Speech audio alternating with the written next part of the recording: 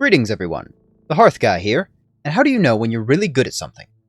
When you surpass someone else that's skilled? When you overcome a significant challenge, or accomplish something that few others have? Well, in the world of video games, a good way to know if you're skilled at the game is with a little something called a skill check. And the game creates a hard wall that you must get through or else.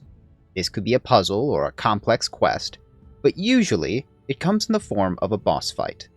Bosses already serve as a skill check in their own right, but some are designed specifically to challenge you, and to make you question if you were ever really good at the game to begin with. Because in my case, that may not always be true. What I'm describing as a skill check boss is one that is significantly harder than those before it, but not necessarily after. Rather than being a sudden spike that isn't indicative of the rest of the game, it is indicative of the rest of the game. Most skill check bosses must be fought to progress the game after all, and they need to make you earn it. Instead, it acts as a test to make sure you're prepared for the rest of the game, or that you've mastered its mechanics. As such, bonus points for how close the skill check boss is to the game that follows. Again, I don't want difficulty spikes, and the less difference the better.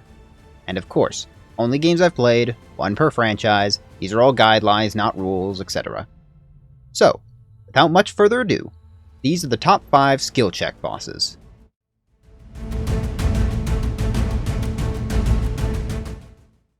Designing a skill check boss for a game with a lot of player choice can't be easy, as by the nature of the game, they can usually be avoided entirely. Or, to look at it another way, trying to build a wall for players to overcome can be somewhat pointless in a game that allows the player to walk around the wall. This holds especially true in triangle strategy, since it's a game about branching pathways. Every playthrough has its own set of bosses that you can only fight under those conditions due to your choices. In fact, you could go an entire playthrough without ever fighting the boss I'm about to talk about. However, chances you will. Because you have to make 3 separate unique decisions in the game to avoid ever fighting them. In other words, going in blind, you will fight this boss. Because when you're told to surrender your best friend, most people are going to choose not to, which will lead to the confrontation with General Avlora.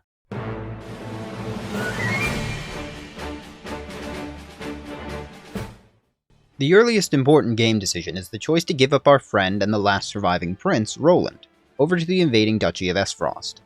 If we go through with it, we end up fighting a wholly separate boss, but based on what I've seen around the community, it's pretty clear what people choose their first time through. Deciding to defend Roland will lead you to the difficult task of defending your home against invasion led by General Avlora, who's already proven herself to be dangerous after killing both Roland's master and elder brother. And we, from our story omniscient perspective, won't worry about it because it's just a game. Surely she's not really that bad. She's really that bad. Avlora is easily one of the most broken units in the entire game. Just by herself, she could sweep half your army before going down. However, she has an army of strategically placed soldiers at her disposal ready to wear you down before she comes for you. While you can technically end up fighting Avlora at 3 separate instances, I'm focusing on this one as it's the earliest opportunity and, as I said before, the one most people likely encountered first.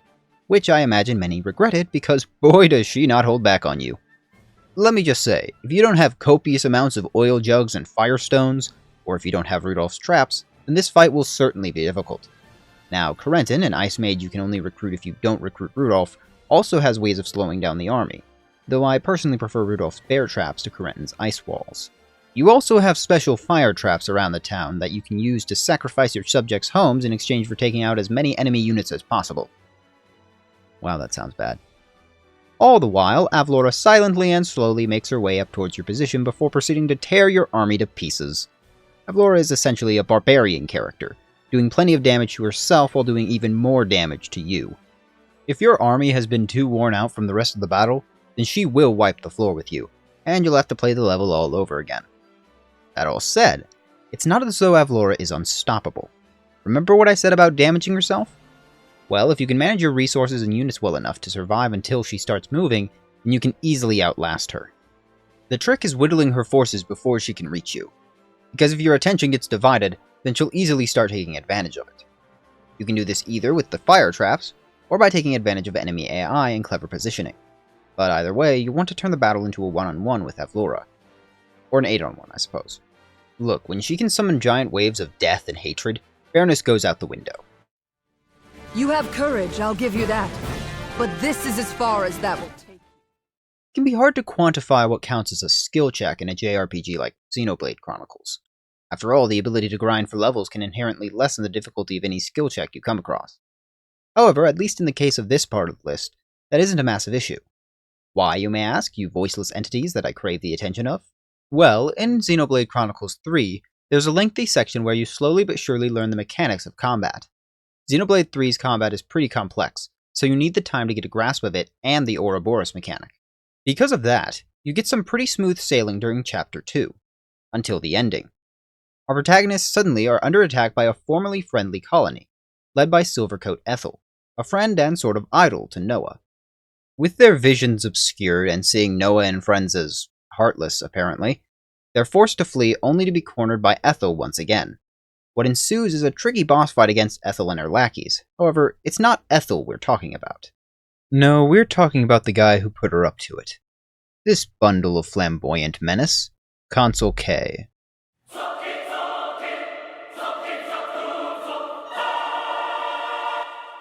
The consoles are a regular problem that you'll have to contend with throughout Xenoblade 3. However, your very first interaction with one leaves quite the impression. Consul K is a character, to say the least. This peacock spends the latter half of the chapter hamming it up and generally stealing the show whenever he's on screen. It's his fault that Ethel is hostile towards Noah and friends, and when she isn't enough to beat you, he steps in himself. And he is a very different beast from all previous enemies. If Ethel was a trial, then K is the execution, and he chooses Electric Chair. You will quickly learn the difference between a normal boss fight and a console boss fight. The difference being that consoles exist to cause pain. K's first phase is incredibly bulky, and summons minions to draw your aggro away. Once he's gotten to half health, he starts dishing out heavy electric attacks that can and will wipe your party if you don't protect your healers, and keep his attention on your tanks. This is also when the game allows you to really get into Xenoblade 3's unique mechanic, the Ouroboros, transforming two of your characters into a super form that can deal massive damage, buffs, or debuffs. Consul K is rough, but not impossible. Time your Ouroboros transformations well and make good use of chain attacks and you can beat him. But that's just phase 1. Because even after all that, we're just getting started. The second trait of a console boss fight is their other form, the Mobius. Take all I said, bulk it up, add new abilities and attacks that can take your whole party down to a third of their health, and give it music that makes it hard to focus because of how epic it is. Mobius K is the real meat of this boss fight, because while K's first form was rough, his second is a whole other ballpark. However, all is not lost, as you now have 2 more Ouroboros forms to use, each with their own set of specialties. This second phase is a natural escalation in just the right way, without making it needlessly difficult. It never feels like a task you can't overcome. A steep hill, sure, but not a sheer cliff face, exactly as a skill check should be. When I really think about it, K is not much of a presence in the story itself, but he leaves just the right impact to prepare you for the rest of Xenoblade's third installment.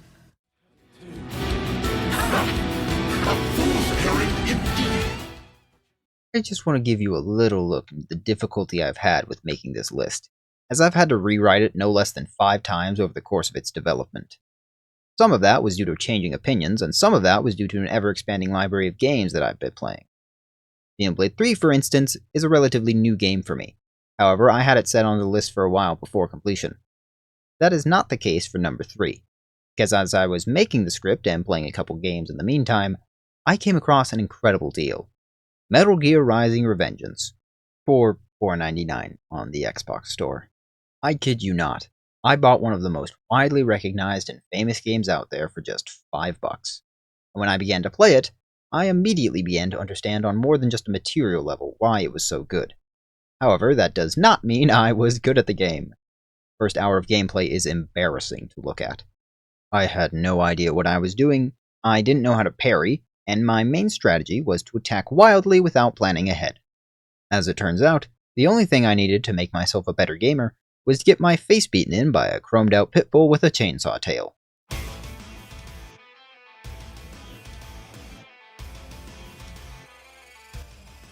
Yeah, I know he's not called it during the boss fight, but this is Blade Wolf. And for my own sanity, I will not be saying that mouthful for the whole entry. Blade Wolf is only the second boss you fight, unless you count the back alley beatdown Sam gives you as a boss fight, which I don't. However, it's pretty important that Wolf is the second boss. Revengeance is a fast-paced game, so if you don't start learning fast, you will be dying fast. That is where Blade Wolf comes in, literally breaking through the wall to deliver you a sudden and violent lecture. And if you don't know how to parry, well, it's about time you learned. Every one of Blade Wolf's attacks can be parried, and don't have any hidden tricks like later boss fights. So what you see is what you get. That said, as a teacher, Blade Wolf doesn't mess around, and he will punish every mistake you make until you stop making them. Incredible what a chainsaw to the face will do for your learning comprehension. Wolf even kindly allows you to heal by sending goons at you, so you can know what it's like to be Malenia and suck the life force out of people. However, once you get him down to his last leg and his theme starts blasting through your speakers, then there's no more chances to heal. You either beat him with what you've got now, or you start the fight over again. The way I could feel myself becoming a better player as I overcame this boss was unlike any other boss on this list save for number 1, and it really makes me appreciate the incredible game design and mechanics of the fight as a whole. Hats off to you, Blade Wolf, for making me an objectively better gamer. I am here to kill you. While difficulty isn't hard to be seen, it is hard to determine what exactly makes a boss difficult. Is it because of unique mechanics unlike what you've seen before? Or perhaps due to unfair spikes in difficulty or design? Well, for our number 2, the simple and fitting answer to that is, just add another one.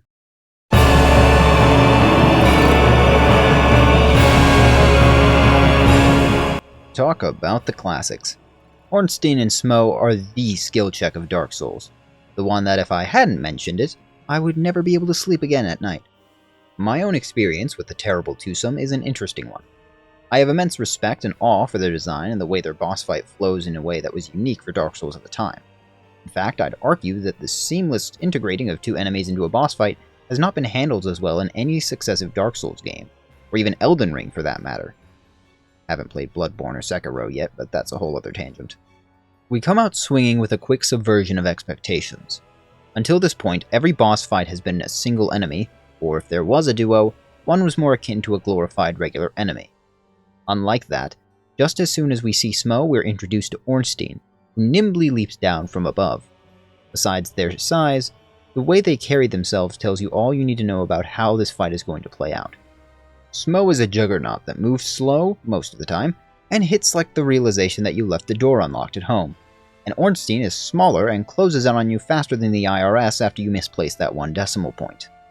That's effectively how the boss fight plays from there, with the added caveat that Ornstein is capable of channeling lightning, which goes with his title of Dragon Slayer, as lightning is the natural counter to dragons in Dark Souls.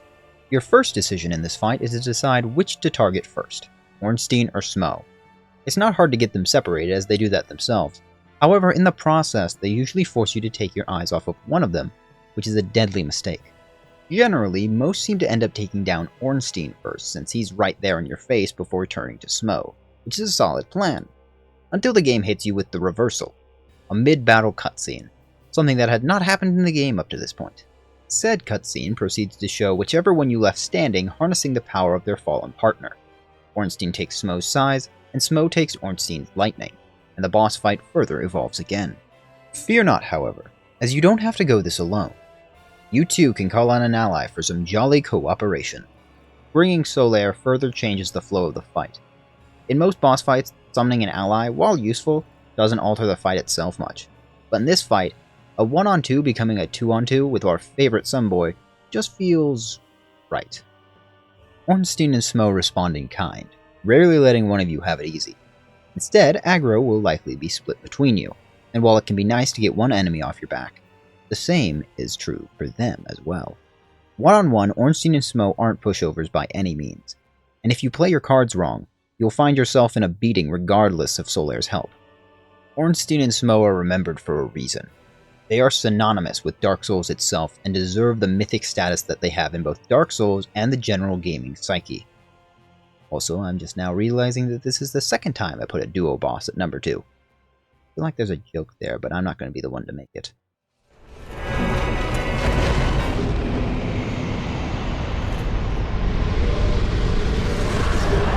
Margit, Elden Ring. I refer back to my Elden Ring video. It reminds me how much I suck at this game, and that's a good thing. Death Knight, Fire Emblem Three Houses. A freaky looking edgelord that can actually be avoided most of the time, but is always there if you want to see what any given character's death scream sounds like.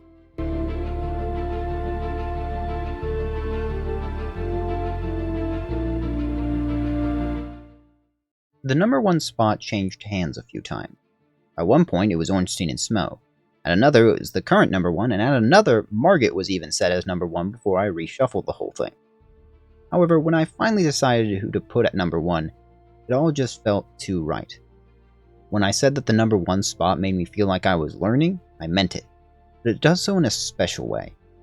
It has a sort of pace to it that can be easy to get overtaken by early on, but once you've learned it, it never really leaves you. A lesson that always stays with you from 3 gracefully foreboding masters that call you to challenge them for honor and glory. And they're all bugs.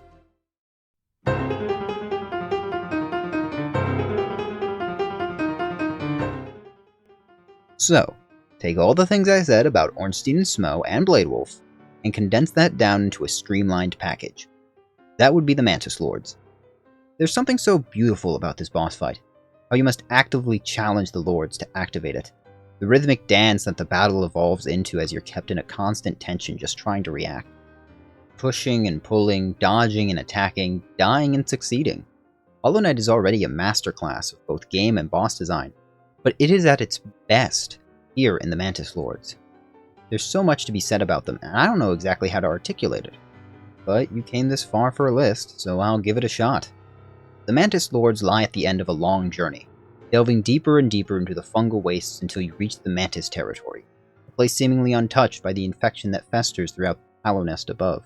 After acquiring the Mantis Claw and opening the path to the Lords, you can see how closely guarded these 3 are, and how fiercely the Mantises fight to keep you out. However, they don't do this to keep the Lords safe. They do this so the unworthy don't come near. The Lords do not attack you when you enter their chamber. They simply sit at attention and watch you, waiting for your own actions, your challenge. Once you do challenge them, that spectacular boss theme kicks in, and one jumps down to test your mettle. Already, the speed of one Mantis Lord far surpasses anything up to this point.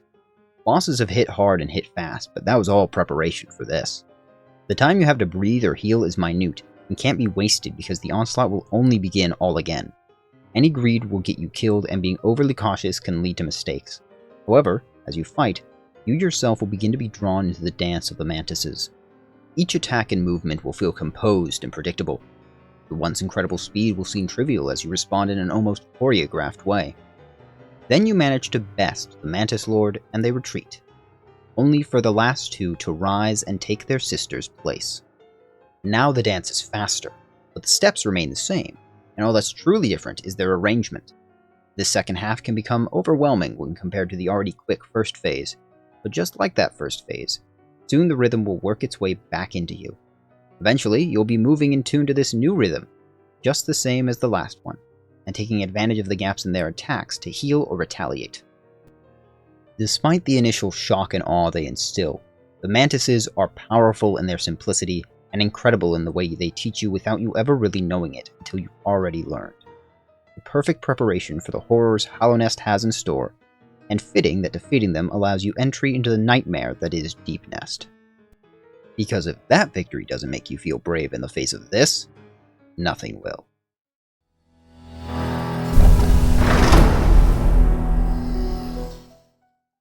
I'm the Hearth Guy, and as always, thanks for watching.